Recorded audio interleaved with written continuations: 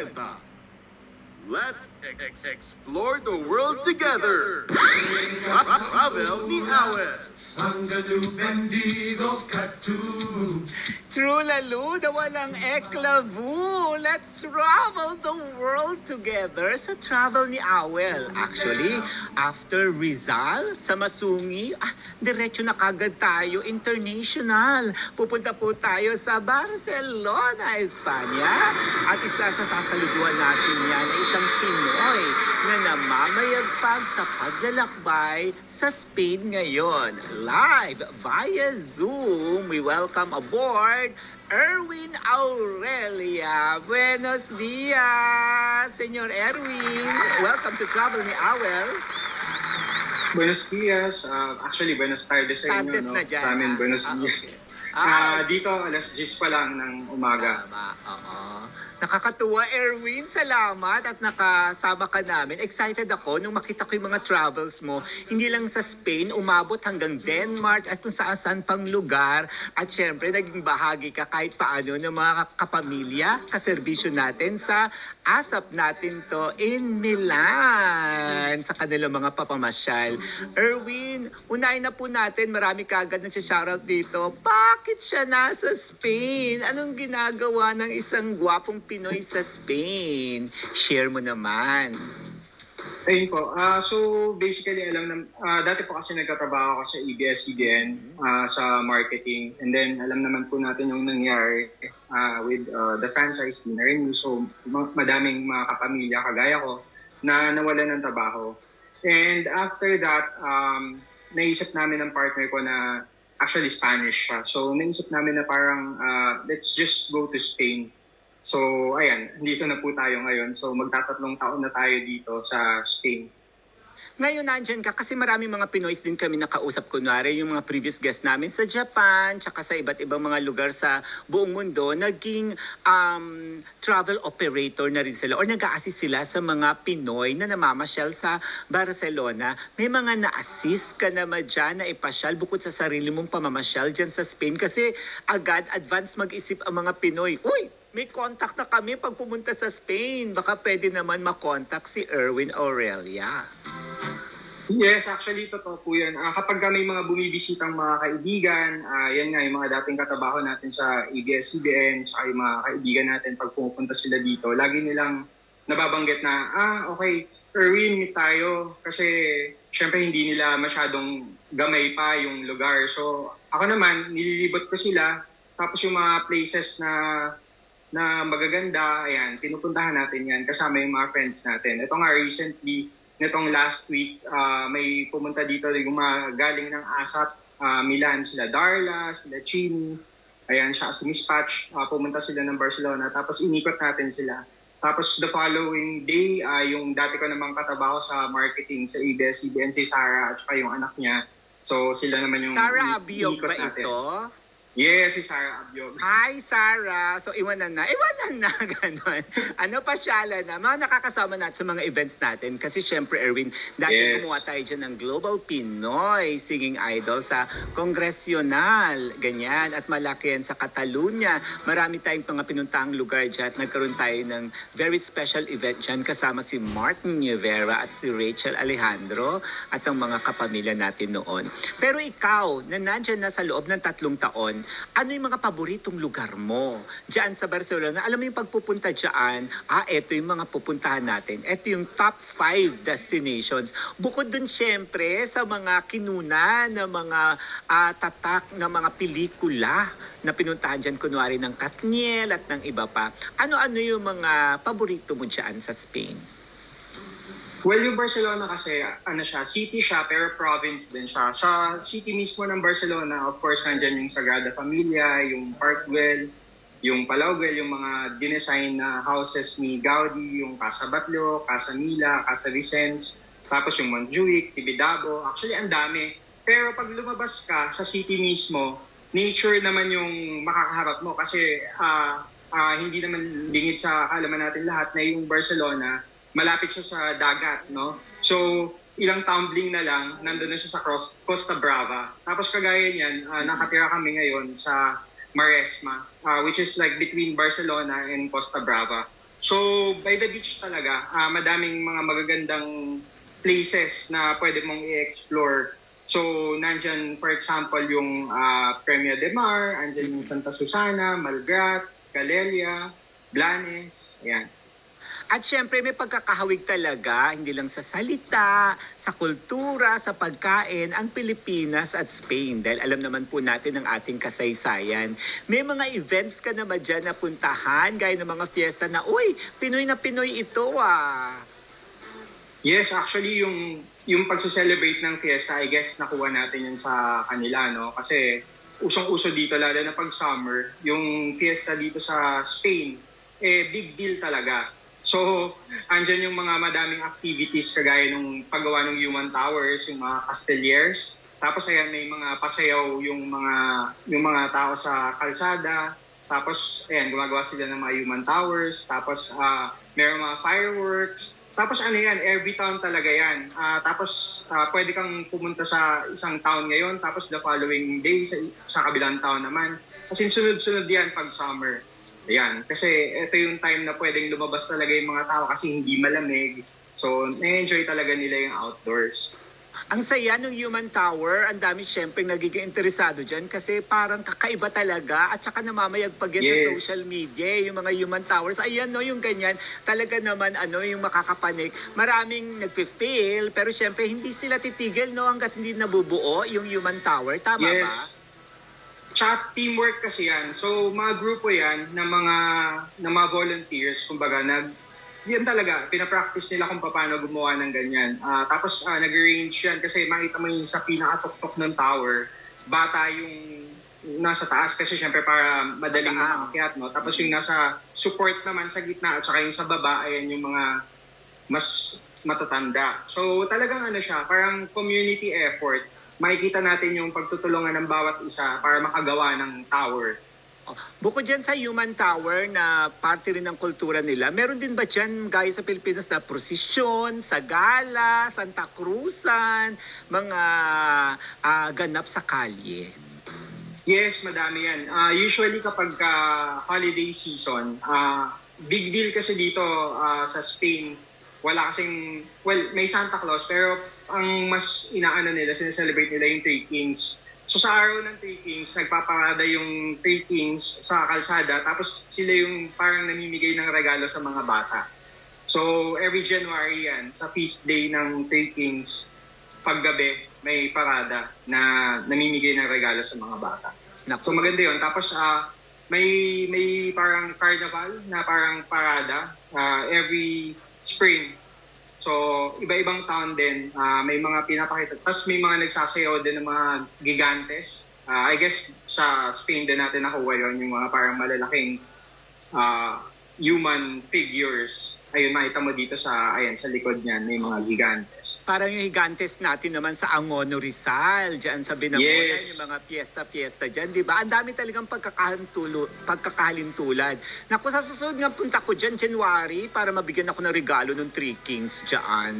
Para di ba? Ganun daw. Pero syempre, Yes. ito yung mga gustong bumiyahe dyan. Lafang, Fudang. Ano-ano yung mga pagkain dyan na masasarap, na andyan ba ang mechado, menudo, afritada, paella, ano yung mga paborito Actually, mong pagkain nahanap ko yung mga menudo, mga mechado, pero wala. Dito kasi sa Catalonia, medyo iba yung pero at least yung mga chorizo, ayan, chorizo picante, calamares, gambas, tapas? yung mga olives, yes, mga ganun. Tapos paella, syempre hindi mawawala. Tapos meron akong isang parang nagustuhan ko na lang din nung time na pumunta ako dito, yung fidawa. Basically, para lang din siyang paella, pero imbes na rice yung sahog, siya, noodles. So, para siyang pansit, actually. So, Wow. masarap. Tapos, yung mga sausages nila dito, like dito sa Catalonia, popular yung Botifara sausage. Yes. Medyo, siya, Correct. whitish na mahaba. Tapos, ang sarap niyang kainin with sauce. Usually, yung sauce niya with wine. So, ang sarap din. Tapos, uso din dito sa Catalonia yung kapag panahon ng calzots. Basically, parang siyang spring onion. Oo. Tapos, i-grill mo siya, yung pinaka parang talbos ng spring onion. Tapos, i-dip mo siya sa sauce na napakasarap na Romanesco sauce or something like that. Tapos, ayan, kakainin mo siya ganun. Tapos, you also do barbecues, mga ganon, with friends and yung mga kapitbahay.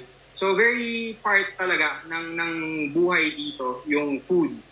And syempre, yung drinks, ayan, yung mga kagaya niyan, medyo pa-tail end na ng summer season. Pero syempre, andyan yung mga sangria natin, diba? Tsaka yung mga Tinto de Verano. Ayan, yung mga usual na iniinom kapag mainit ang panahon. Sa mga nagbabalak naman mamasyal dyan, ng mga Pinoy, mahal ba? Mura ba? Ano ba dapat nilang alalahanin? May do-it-yourself travel ba dyan? Paano ba ang mga gustong pupunta dyan? Ano mga paghahanda pwede nilang gawin? Well, ang pinaka siguro paghahandang kailangan mo gawin is identify mo kung ano yung mga places na gusto mong puntahan.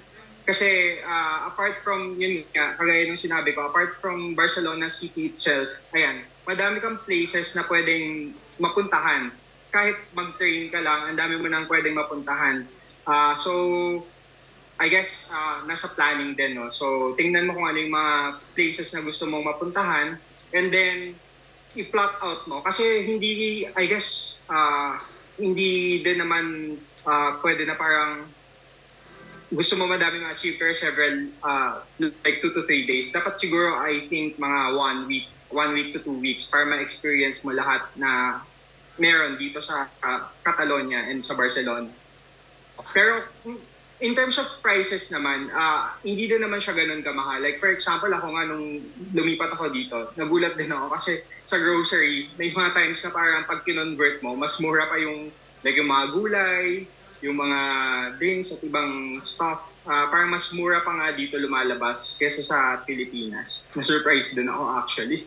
Totoo. Actually, ako dyan sumusuko sa pagkain. Kasi di ba may siesta time dyan. Pagkakain na may first plate at may second plate. First plate pa lang, busog na ako sa mga tapas. Yung main course pala, ilalabas sa second plate. Ito na yung mga paella at kung ano pa yung mga main course. Kaya busogable. Busogable, di ba? Tapos, pagkatapos ng second plate, may postre ka pa, yung dessert mo. So, usually, mga dessert dito, yung flan, yung kaya yung leche flan natin. Tapos, crema catalana na parang creme brulee. O kaya, mga prutas, kung ano yung prutas na in season. Like now, ang mga prutas na in season, melon, watermelon, ayan. Pero may times naman na parang strawberry, tapos kakainin mo siya with whipped cream. So, ang daming talagang busugan. Busog na busog ka dito in terms of food. Tapos, parang every time kumakain. Kasi, syempre may breakfast. Pero bago mag-lunch, meron ka pang parang vermutillo. Pwede kang lumabas with friends, have a little bit of drinks and tapas.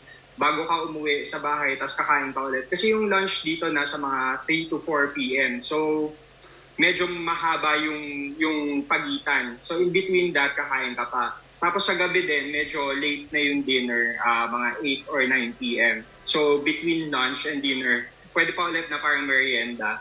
So all throughout the day talagang kumakain yung mga tao dito. Correct. Parang every meal is a feast. Para talagang fiesta, di ba? Tsaka mahaba talaga yung lunch break niya dahil may siesta nga after ng fiesta mo sa pagkain. Hindi lang magpapiesta yung mga mata sa ganda ng mga nakikita, mga Instagrammable, mga pang-post talaga. Pero yung experience talaga maganda. Pero may mga paalala din tayo, di ba? In terms of yung safety, ganun. Dapat ba mag-ingat ang mga Pilipino na pupunta dyan? Baka may mga sisigaw na po dyan ng, "Attenzione, borseggiatrici! Attenzione, pickpockets!" Personally, yun nga kasi sabi nila madaming nababasa tayo ng mga news na hindi nga safe lalo na doon sa Barcelona, sa Raval area. Actually, madaming Pinoy doon sa area na yun. Ako personally, I never felt na unsafe. Kapag naglalakad naman ako sa mga eskinita, okay lang naman. Basta, syempre, aalagaan mo lang yung mga personal belongings mo. So, I guess dapat nasa pocket lang parati yung phone kapag medyo maliit na eskinita yung dinadaanan. Hindi tayo yung laging tipong picture ng picture kasi baka may humablot, di ba? Hindi natin masabi. Pero yun nga, madami din naman kasi yung Pilipino. So, kapag ka nandun ka, pag may humablo sa'yo, baka may Pinoy na pwedeng tumulong sa'yo kasi ang daming Pilipino din, lalo na sa Barcelona itself. Sigaw ka lang, ate, kuya, di ba? Balot, ganun, kababayan, mga ganun, nagsisigawan na kagad. Diba? Tutulungan ka naman. Correct, yun. Pero ikaw, Erwin, ayan, thank you for sharing that. Kasi para maging handa din yung mga Pilipino na gustong mamasyal sa Spain. Pero ikaw, syempre dyan sa Europa, Spain, landlocked na yan, pwede ka nang bumiyahe by land, by train, by air sa mga Yes. kalapit na mga lugar sa Europa. At ikaw, hindi lang nanatili sa Spain. Paki-share naman, saan-saan ka pa nakapunta ng mga lugar sa Europe since nasa Spain ka na? Yun nga po, kagaya po nung sabi nyo, ang maganda kasi dito sa Europe, especially kapag within Schengen area, as a Pinoy, pwede ka namang mag-travel basta yung visa mo, it allows it naman. So, for example, pwede ka makapunta. Ang ginawa ko one time, nag-bus ako. Like from Barcelona, nag-bus ako to Lyon in France. Tapos bus ulit papuntang Munich, Vienna, Prague, Berlin, Hamburg, Amsterdam. So, lahat ng yun, parang bus-bus lang siya. Actually, comfortable naman yung mga buses dito. Tapos, on time naman siya. So, hindi mo kailangan problemahin. Tsaka mura siya, actually. Na-surprise din ako. Na parang mga 20 to 30 euros Correct. from one place to the other, nakalipat ka na. Oo. And yung train nga, kapag nabili mo siya ahead of time, minsan parang 15 euros lang siya. Imagine for like 900 pesos, nakapunta ka na sa ibang lugar, di ba? Tapos yung flights naman, like for example, yung mga budget airlines dito, for 20 euros, makakalipad ka na. So talagang ano siya, if gusto mong mag-travel around, talagang achievable siya at hindi siya ganun kamahal. Once na nandito ka na, ang pinakamahal na lang talaga siguro yung flight from Manila going to Europe. But within Europe, the travel itself, talagang doable at saka mura. Ayan, makaka-travel ka around.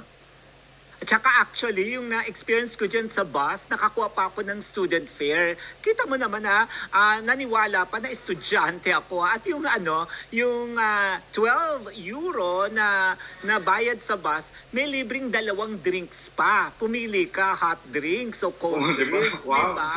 Kaya from Portugal, pumunta ako noon ng Czech Republic by bus. Ay, ang bongga Yes. kasi relax na relax. Pero ako, na-share ko na to sa iba, yung mga previous episodes natin, tsaka sa mga nagta-travel sa Europe. Ako po kasi I love driving.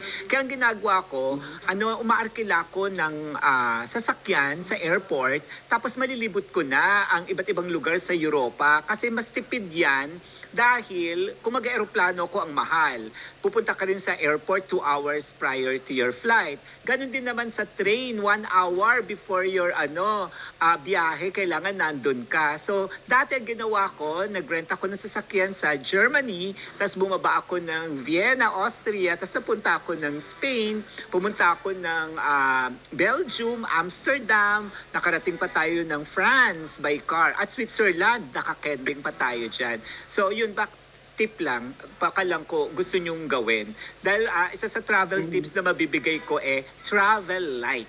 Ganon. Mas maganda na pag uwi mo, yung mga souvenirs ang magpapabigat sa iyo pa uwi. Kaysa yung pagpunta, marami ka pong experiences at damihan. Ang dami po ng memory dapat ng inyong cellphone, ng inyo pong, kung gusto nyo po ng mga film pa, na gusto nyo ipa-develop, damihan nyo yung film po ninyo para mas maganda yung experience. Ikaw, Erwin, para naman sa mga mabilisan lang na mga tips, anong mabibigay mong payo sa mga Pilipino, una, sa mga gusto mamasyal dyan sa Spain? Yung mga top 3 tips mo, ganyan, or pagpunta rin sa Europe. At yung mga gusto rin naman na manirahan, gaya mo na nandyan ka na, nag-settle down ka na sa Spain. Sige po.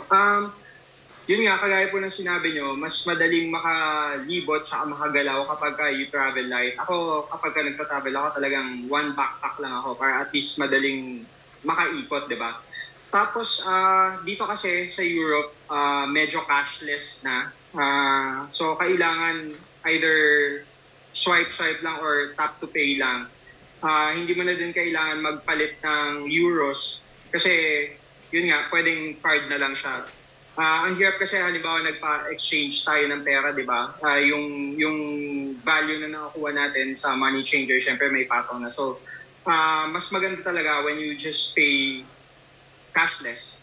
Tapos, isa ko pang tip na mabibigay. Ako, I experienced this. Dapat talaga yung sapatos mo, comfortable siya. Kasi ang hirap kapag pormado yung sapatos, pero hindi ka naman makaikot kasi nahihirapan ka, masakit yung paa mo kaagad.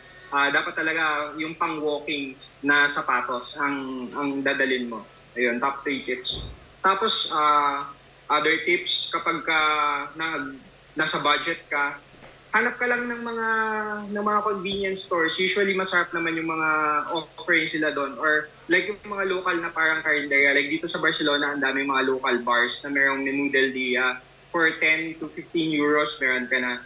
Meron isang place dito na parang yung mga small sandwiches na ino-offer nila 1 euro each lang. So, madami talagang options. Hindi lang yung mga restaurants. Madaming options to eat na mura lang at saka affordable at masarap. Ang bongga, di ba? Isang segment. Ang kinending mo sa akin, Erwin Aurelia. Yan yung ating mga travel tips. Ikaw, namimiss mo to, Chuck, sa ating marketing, di ba? Kaya, if I may say, ang travel tips na yan ay hatid sa atin ni Erwin Aurelia.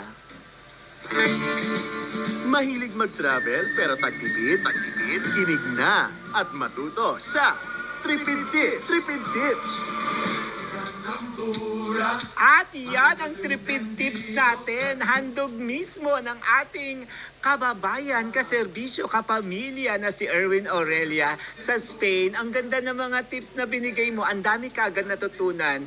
Marketing na marketing, ha? Ang dating. Kaya palakpakan kay Erwin. Di ba?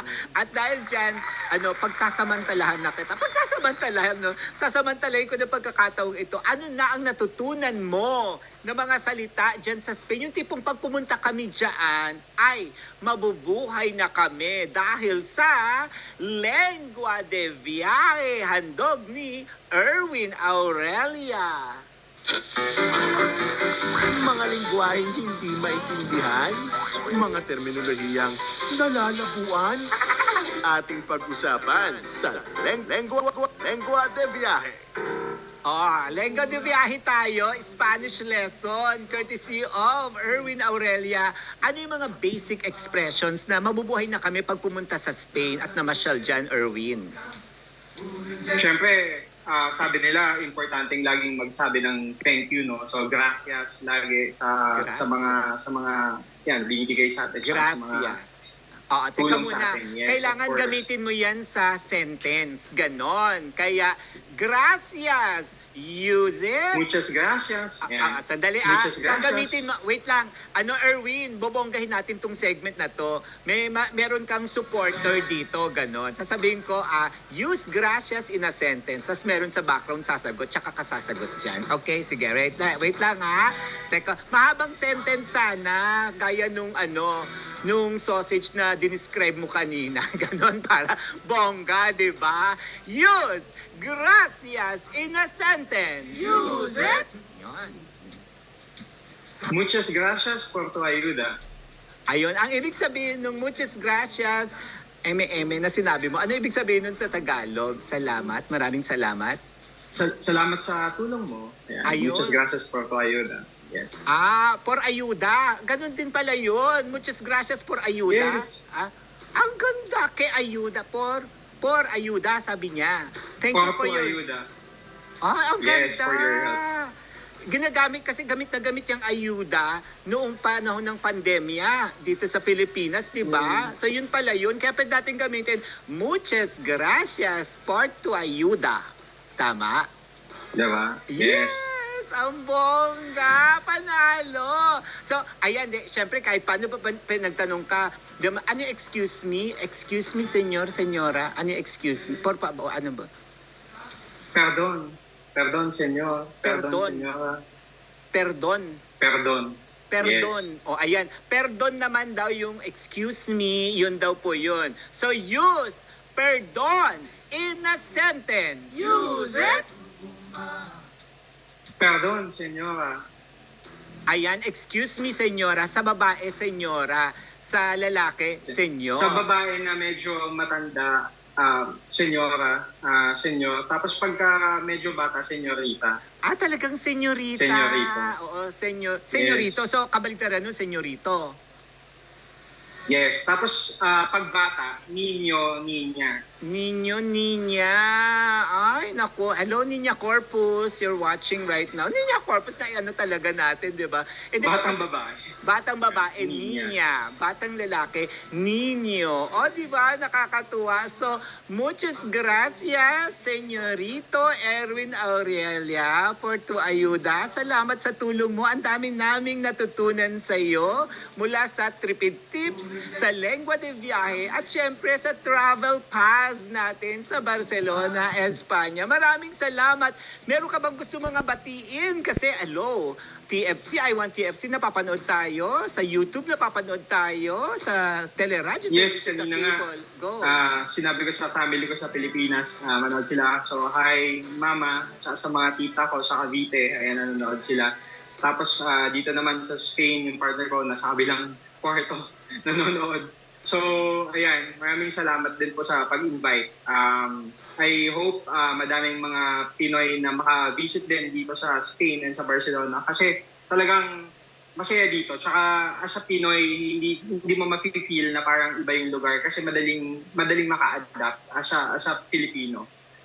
I guess dala na din ng shared past ng Pilipinas at saka ng Spain. And also dito kapag pumunta ka ng Spain as a Filipino, like legal ways, after 2 years, pwede ka nang maging Spanish citizen. So, pwede ka nang maging dual citizen. So, kaya madami din tayong mga kababayan na nandito ngayon sa Spain. At nagta-thrive naman amidst all the odds. Ayan.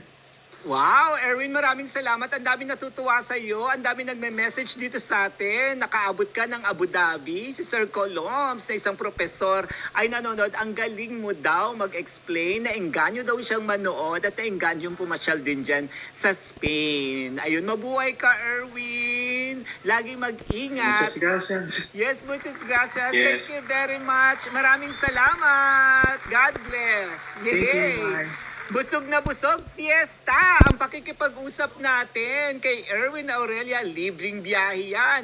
Libreng travel pass. Handog sa atin ng travel ni Awel. Sa pagbabalik natin dito sa Pilipinas, sasakay tayo ng van.